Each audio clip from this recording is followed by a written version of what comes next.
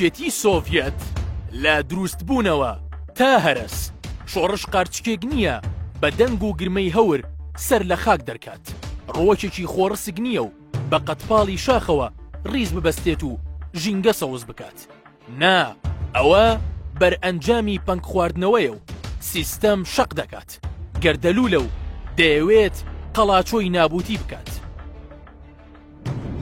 جۆرج ئۆروێڵ نووسەر و ڕۆمانوسی بەریتانی لە ڕۆمانی مەزرای ئاژەڵاندا باسی شۆڕشی کۆمەڵێک ئاژەڵ دەکات کە دژی نائەدالەتی و دادپەروەری جەنگاو بەڵام دوای گرتنە دەستی دەسەڵات و لادانی خاوەن باخچە خۆیان وەک پێڕی بەرازەکان دەچنە هەڕەمی دەسەڵات و تەواوی ئەوانی تر دەبن بە خزمەتکار.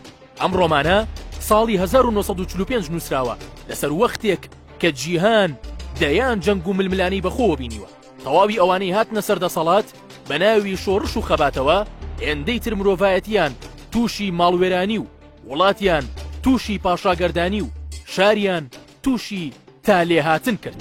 ساڵی 1916 لینین بوو بە سەرۆکی حیزبی بەلشەفی و لەوێوە هەوڵەکانی یەکخست بۆ ئامادەکاری شۆڕش بە هیوای دروستکردنی ژیانێکی ئارام و یەکسان.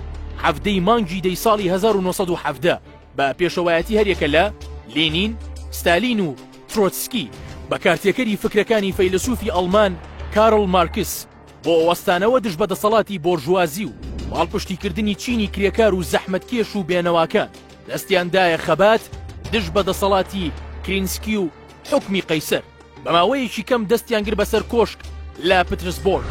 لێرەوە دەسەڵاتی کۆماری کرێکاران پێک هاتوو لینین سەرمەشقی شۆڕش بوو نازناوی دەنگی شۆڕشیان پێدا.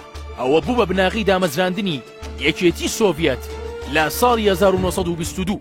لینین وتی دروشمەکانن بڕیار دەدەن شۆڕش چییە و بەرەو کوێ هەنگاو دەنێت بەڵام دوا بە دوای کەوتنی حکمی قەیسەر و شوێن پێگرتنی شۆڕش وێنەیەکی چەشنی مەزرای ئاژەڵان دووبارە بووە و بڕیارەکان تاکلایەنانە دەرکران و یەک حیزبی قائید و پێشڕەو هەبوو. سەرانی شۆڕش گەیشتنە کۆشکەکان کرێکاران لە شەقام جێمان لێرەوە وڵات کەوتە ژێر حکمی ئایدۆلۆجیە. نەخۆشکەوتنی لینین سەرەتایەک بوو بۆ ناکۆچی لە نێوان ستالین و ترۆتسکی. دوای مردنی لینین ساڵی 1924 ستالین توانی کۆنتڕۆڵی هێز بکات و بەسەر ترۆتسکیدا سەر بکەوێت و بگاتە هەڕەمی دەسەڵات.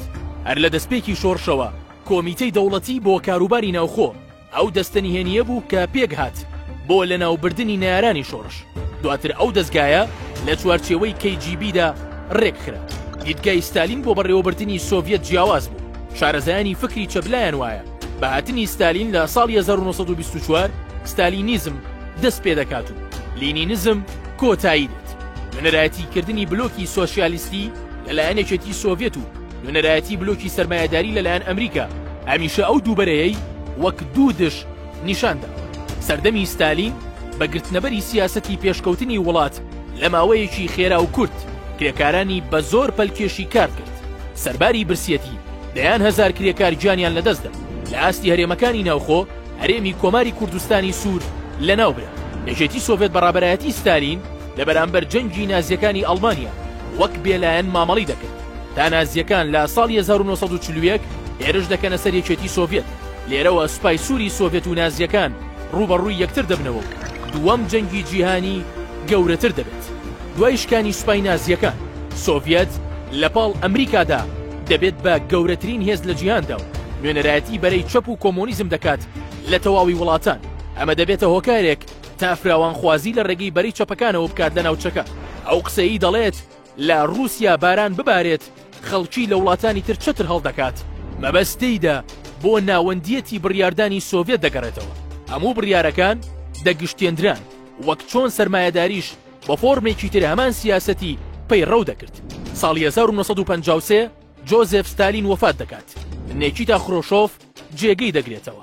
هەر لە سەرەتاوە خرۆشۆف دەست دەکات بە هێرشکردنە سەر سیاسەتەکانی ستالین لە ڕابردوودا بە هۆکاری هەموو ئەو نەهامەتیانی دادەنێت کە بەسەر سۆڤێت و خەڵکەکەی هاتووە. دوای وفاتی خرۆشۆف هەریەکە لە لیۆنید بریژێنێف، یوری ئاندرۆپۆف، کۆنستاتین چرینیکۆ هاتن. دواتر میخائیل گۆرباچۆف وەک دوایەمین کەس سەرۆکایەتی یەکێتی سۆڤێت دەکات. بۆ ئەستانەوەی ئابووری سۆڤێت گۆرباچۆف دوو پرۆژە ڕادەگەیەنێت.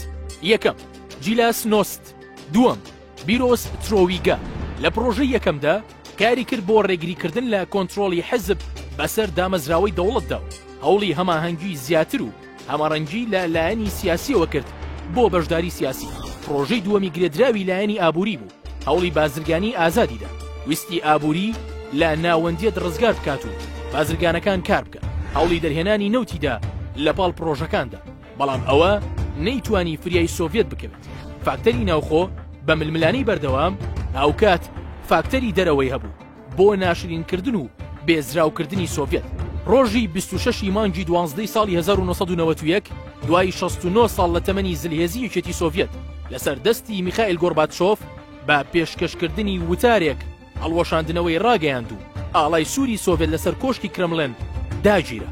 ئەنجومەنی باڵای یەکێتی سۆڤێت ڕاگەیاندنی 142 دەرکرد و دان بەسەر بەخۆیی کۆمارەکانی سۆڤێت نرا کە ژمارەیان 15 کۆمار بوو کە پێک دەهاتن لە رووسیا، بیلاڕووسیا، ئۆکرانیا، مۆڵدۆڤیا، جۆرجیا، ئەرمینیا، ئازەربایجان، کازاخستان، ئۆزبەکستان، تورکمانستان، قیرغستان، تاجیکستان، ئستۆنیا، لیتوانیا و لاتیڤیا.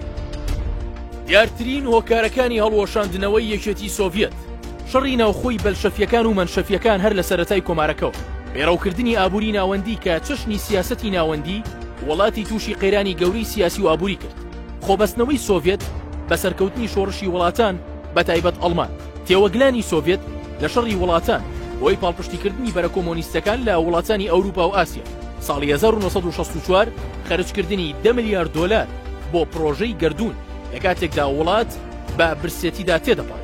ڕاستگۆنەبوونی ڕابەرانی شۆڕش بە دابینکردنی ژیانێکی یەکسان بۆ هەمووان، هەناردەکردنی نەوت بە ڕێژەیەکی زۆر لەلایەن وڵاتانی کەندا و بە تایبەت سعودیا، ئەوە نرخی نەوتی دابەزاند کە سۆڤێت لەو کاتەدا پشتی پێدەوەست.